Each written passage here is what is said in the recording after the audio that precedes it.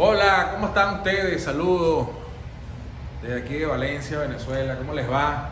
Para mi gente de República Dominicana, Puerto Rico, Brasil. Fala galera, tudo bem? Tudo bem?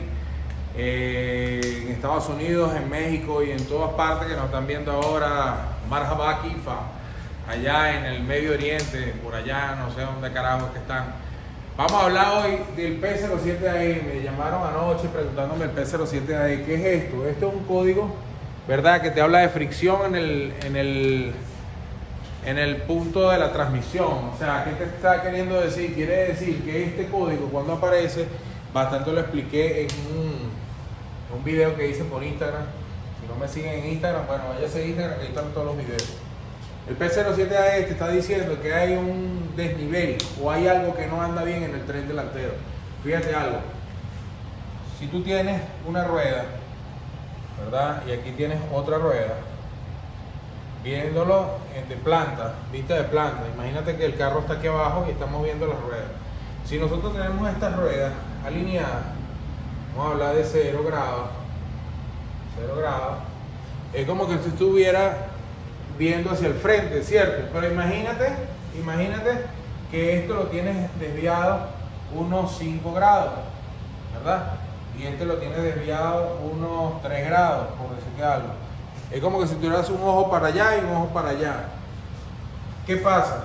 Que si esto debería ir en línea recta, hacia allá, me imagino que se han empujado o han empujado un vehículo que tiene 4 ruedas.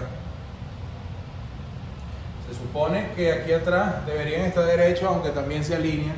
Esto debería estar alineado y lo empuja de aquí para allá. La fuerza es menor, ¿verdad? Porque las ruedas están alineadas. Pero si estas ruedas están abiertas, cada vez que tú empujas hacia allá, las ruedas terminan abriéndose, ¿verdad? Y él va a tener mayor resistencia para ir hacia adelante. Papai, oiga, va a tratar de falar 4 pneus tem que estar direto para adelante, porque si las ruedas están abiertas no puede ir en dirección suave hacia adelante. Entonces, cuando ellas están abiertas, te van a dar mayor cantidad de resistencia porque tienes que ejercer más fuerza. Eso pasa con el módulo de dirección cuando tienes las ruedas. Aquí tienes el módulo, ¿verdad? Aquí está el módulo, ¿verdad?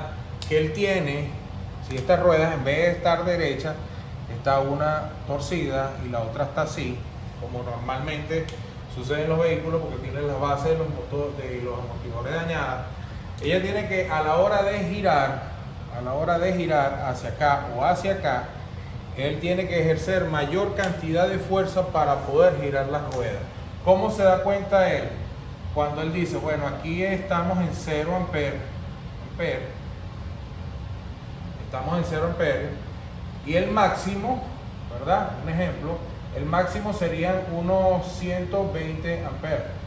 ¿Dónde se generan los 120 amperes? Imagínate que estás aquí, girando completamente hacia la derecha o girando completamente hacia la izquierda.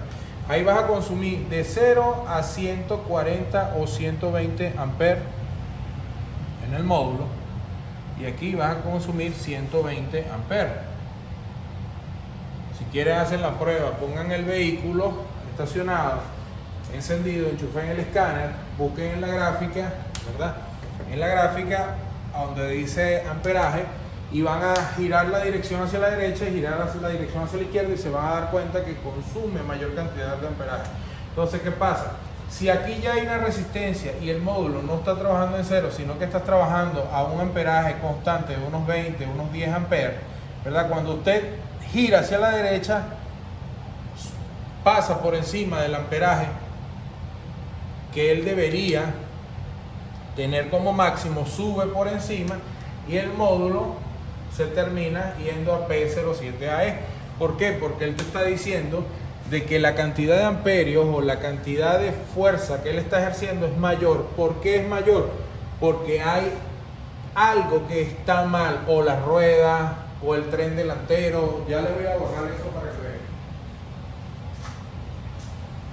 Cosas que también suceden y hacen de que esto termine paralizando el cajetín de dirección.